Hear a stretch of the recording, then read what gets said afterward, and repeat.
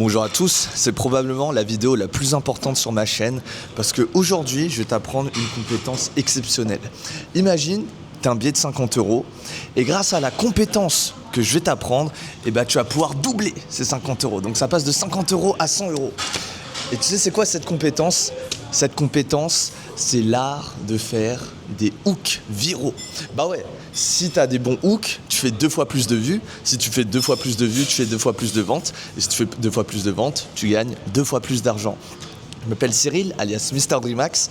J'ai monté des réseaux sociaux à plus de 3 millions d'abonnés. J'ai fait presque un demi-milliard de vues. J'ai fait un demi-million de chiffre d'affaires sur mes réseaux sociaux. Et aujourd'hui, j'ai pris quelques petites notes. Je vais te partager l'art de faire des hooks pour tes vidéos, que ce soit au format court ou au format long. Et dis-toi, moi je crois vraiment en la loi de Pareto et je pense que ça sert à rien de travailler dur, il faut travailler smart. Il faut que 20% de tes efforts apportent 80% des résultats et les 20% de la création de contenu qui t'apportent 80% des résultats, c'est le hook. Donc, sans plus tarder, je vais y aller droit au but. Le hook, c'est quoi ? Il y en a qui disent c'est la première phrase que tu dis. Il y en a d'autres qui disent que c'est les 3 premières secondes de la vidéo. En réalité, le hook, ça veut dire crochet en anglais, c'est juste ce qui sert à faire rester le viewer sur ta vidéo. Et à la fin de ton hook, le viewer, ça sera oui ou non, ça sera binaire. C'est ouais, je reste sur ta vidéo, j'ai envie de savoir comment faire des hooks, ou non, ça m'intéresse pas, je quitte la vidéo. Bon, désolé, on est dans un café, il y a un petit peu de bruit autour, mais c'est pas grave, on poste, on produit, on avance. Et donc un hook, il faut que tu retiennes que c'est 3 choses, très simples. Un hook, c'est du visuel, du textuel et du verbal. Je répète, un hook, c'est du textuel, du visuel et du verbal. On va commencer par le visuel et dans cette vidéo, je vais traiter chacun des points très précisément pour que toi aussi tu puisses les améliorer. Donc tout d'abord, le visuel. Ça commence par le cadrage. Quand tu commences une vidéo, directement, il faut que tu sois bien cadré. Et pour ça, il faut que tu respectes la règle des 2 tiers. Donc, il faut que tes yeux se trouvent aux 2 tiers de l'écran. Donc là, par exemple, je suis bien cadré. Et l'erreur que la plupart des gens font, c'est qu'ils se cadrent au milieu ou trop en haut. Et en fait, bon là, j'ai la caméra qui me suit. Mais en fait, dis-toi, c'est important d'avoir les yeux aux 2 tiers de l'écran, comme ça tu peux mettre des sous-titres bien. D'ailleurs au cinéma, c'est comme ça qu'on cadre les yeux au niveau de 2 tiers de l'écran. Et en fait, si tu es mal cadré, directement ça fait amateur et si tu vends quelque chose en ligne, eh bien la qualité de tes vidéos reflète également la qualité de tes services et tes produits. Donc autant que tu sois bien cadré, c'est très important. Ensuite, ce qu'il faut faire, si tu as des objets, si tu veux parler de concept, c'est ce qu'on appelle du show don't tell. Donc là, on est toujours dans le visuel. Déjà, tu es bien cadré. Et le show don't tell, c'est le fait de montrer, par exemple, là, je parle d'argent, je te montre de l'argent et je te le dis pas. Donc c'est très important que si tu as la possibilité d'utiliser des objets, montre-les. Je sais que j'ai un client, il a une chaîne qui s'appelle Mycomaniac, lui il parle de champignons, et bien directement je lui dis parle de champignons avec un champignon dans la main, comme ça on voit directement de quoi on parle. Show don't tell. Pareil, si tu es dans l'immobilier, là j'ai mon ami Yass, il est dans l'immobilier, idéalement fais des vidéos dans des appartements, montre des projets, montre des maquettes, show don't tell. Si tu veux, vois-le comme du montage en direct. Au lieu de faire de la face caméra et ensuite de rajouter au montage, le montage tu le fais directement, tu gagnes du temps. Autre chose, je vois beaucoup de gens qui font l'erreur d'avoir un décor qui est collé à eux. C'est-à-dire, je vais prendre la caméra avec moi, je vais te faire un exemple. En gros, ils commencent leur vidéo avec un mur comme ça. Sauf que quand tu es cadré comme ça donne quoi comme sensation ?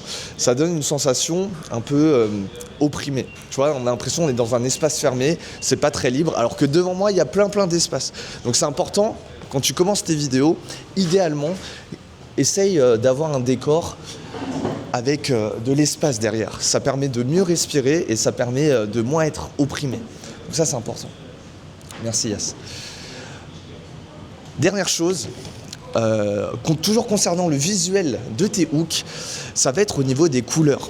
Il y a des études qui ont montré, ils ont montré des publicités à des groupes de participants, ils ont montré des pubs en noir et blanc et ils ont montré des pubs en couleur.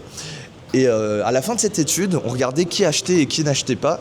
Et les pubs avec les couleurs ont eu 42% de ventes en plus. Ça veut dire que le même produit, la même publicité, mais avec les bonnes couleurs, ça permet d'augmenter les ventes. Et pour tes vidéos, c'est exactement pareil. Dans le visuel, le choix des couleurs va être important. Par exemple, aujourd'hui, je porte du bleu. Le bleu, c'est la confiance. Si j'avais porté du rouge, le rouge, c'est plutôt la passion.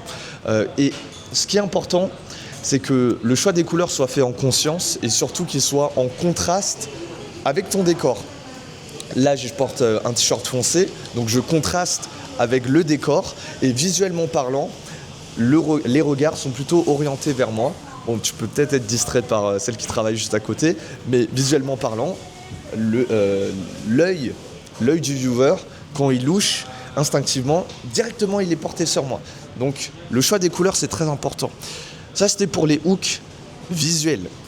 Donc on a le visuel, on a le textuel, et ensuite on a le verbal. Donc visuel, c'est ce qu'on voit à l'écran, et c'est très important de vraiment bien faire attention à tous ces petits détails. Ensuite, maintenant, le plus important, le hook textuel. Donc, comment tu organises la syntaxe de ton script. Alors, dis-toi, je t'ai noté 3 points pour faire des bons hooks textuels. La plupart des gens, ils pensent que le hook, c'est juste le hook textuel, mais non, il y en a plusieurs. Mais le hook textuel, effectivement, il est très très important. La première chose pour faire un bon hook textuel, ça va être d'utiliser ce que j'appelle la reconnaissance. Il faut que quand le viewer il écoute ta vidéo, il voit les 3 premières secondes, il se reconnaît dans ce que tu dis. Ils se disent « Ah ouais, là, je vois de quoi il parle ». Et dis-toi, la reconnaissance, il y a des sujets universels, ce que j'appelle l'étoile de la vérité, l'étoile de la viralité. Donc il y a 5 sujets universels qui parlent à tout le monde et en qui les gens peuvent se reconnaître. Donc, dans l'étoile de la viralité, les 5 sujets, c'est l'argent, les réseaux sociaux, l'amour, les actualités et les réseaux sociaux. Et en fait, il suffit que tu as ta niche. Dans ta niche, tu as plein de problématiques, tu as plein de sujets à aborder et tu le relis avec un de ces 5 sujets universels de l'étoile de la viralité et c'est bon. Les gens, ils peuvent se reconnaître dedans. Par exemple, j'ai fait le hook avec l'argent au début. Ça fait partie des 5 sujets. Tout le monde se reconnaît plus ou moins dedans. Autre chose, dans ton hook textuel, il faut que tu inclues le sujet de ta vidéo. Et ça, c'est un concept que j'avais demandé à Maxime Click, qui est un autre influenceur à plusieurs millions d'abonnés. J'avais demandé des conseils. Je lui ai demandé, Maxime, comment tu fais pour faire plus de vues, plus d'engagement, sans forcément augmenter les efforts dans ta vidéo. Et il m'a dit, il faut que tu te concentres uniquement sur un paramètre si tu veux faire plus de vues, qui est le sujet de la vidéo. Parce qu'automatiquement, avec un bon sujet de vidéo, ça va attirer de la curiosité. Les gens ils vont se demander « Ah ouais, c'est vrai que c'est une vidéo de par le sujet qui m'intéresse. » Et en fait, avec un bon sujet de vidéo, tu peux moins optimiser les facteurs de curiosité par la suite. Parce que le problème, c'est que la plupart des gens, ils veulent faire des vues sur des sujets un peu ennuyeux. Et en réalité, si tu traites juste des sujets qui intéressent, automatiquement ça attire la bonne audience. Donc autant minimiser les efforts du mauvais côté de Pareto, 80-20, et autant les maximiser du bon côté, 20-80. Donc le sujet de la vidéo, trop important. Et si tu arrives derrière à avoir un bon sujet de vidéo, et en plus tu le couples avec du pattern interrupt, et là, tu as tout gagné. Pattern interrupt, c'est en français, il n'y a pas de mot exact, mais le mot qui s'en rapproche le plus, ça serait de l'imprévisibilité, le fait d'être imprévisible. Plus tu es imprévisible, plus le viewer il va se demander « Ouais, le mec il est fou, c'est quoi la suite ? J'ai envie de savoir. » Par exemple, je me rappelle, j'avais fait une vidéo, un short, où c'était comment transformer 1 euro en 1 million d'euros. Et ensuite, je disais, pour transformer 1 euro en 10 euros, commence par laver des voitures. Ensuite, pour transformer 10 euros en 100 euros, commence à laver 100 voitures, par exemple. Et en gros, à chaque fois, on se demandait c'est quoi la suite, c'est quoi la suite. Donc, c'est très important quand tu penses à tes hooks textuels, essaye de penser à un effet crescendo où on se demande c'est quoi la suite et à chaque fois il y a un pattern interrupt. Et pour ça, il faut vraiment, ce que j'appelle l'œil du créateur, il faut vraiment développer cet œil du créateur pour anticiper les réactions de l'audience et en jouer. C'est-à-dire que quand tu crées une vidéo, demande-toi à quoi pense l'audience. Si je montre de l'argent, qu'est-ce qu'il va penser ? Si je lui pose une question, qu'est-ce qu'il va penser ? Ça, c'est très important d'anticiper. Exemple, il y en a beaucoup qui font l'erreur quand ils posent une question, ils se disent « Ah vas-y, je vais poser une question, ça va faire de la curiosité. » Mais le problème, c'est qu'ils posent une question fermée. Ils disent, par exemple, « Est-ce que la Chine va dominer le monde en 2050 ?» Et la réponse, c'est oui ou non. Donc, pour le viewer, c'est pas très intéressant. À la place de poser une question fermée, toujours poser une question ouverte. Donc là, par exemple, pourquoi la Chine va dominer le monde en 2050 ? Et là, d'un coup, on passe de est-ce que, oui, non, à pourquoi. C'est beaucoup plus engageant, beaucoup plus intriguant. Donc ça, c'était pour la curiosité. Et dernière chose, donc on a vu, pour le hook textuel, il fallait la reconnaissance, la curiosité. Et dernière chose, le troisième point, qui est tout aussi important, c'est la curiosité.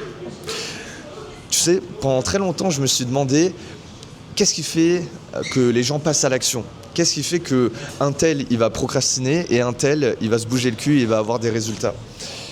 Et en fait, dis-toi, j'ai rencontré un entrepreneur à Koh Samui l'année dernière. Et c'est un entrepreneur qui est un peu dans la spiritualité et il a pris des champignons. Donc il a fait un trip, le mec il est sorti de son corps et ensuite il est re-rentré de son corps. Et je lui ai dit, c'est quoi l'intérêt de faire ça ? Et il m'a dit, c'est la première fois de ma vie que j'ai eu une dissolution de l'ego. Et j'avais l'impression que plus rien n'avait de sens et que du jour au lendemain, je pouvais arrêter le business, je pouvais arrêter de travailler et que en fait, tout ce que je faisais, toute l'identité que j'avais construite, ça n'avait aucun sens. Et moi, je me suis dit, mais en fait, si t'as pas d'ego, t'avances pas. Souvent, on dit l'ego, c'est l'ennemi. Mais en réalité, l'ego, si t'en as plus, tu fais rien. Et pour maintenir les viewers, il faut utiliser cet ego. Et c'est très important de toujours garder cette dalle, toujours garder cet ego, parce que si tu l'as plus, mon pote, je peux te dire qu'il s'est un peu endormi, s'est un peu relâché, et il fait moins d'argent du coup. Et ce qu'il faut, c'est pas non plus prendre des drogues et tout et dissoudre l'ego, mais c'est l'utiliser à ton avantage.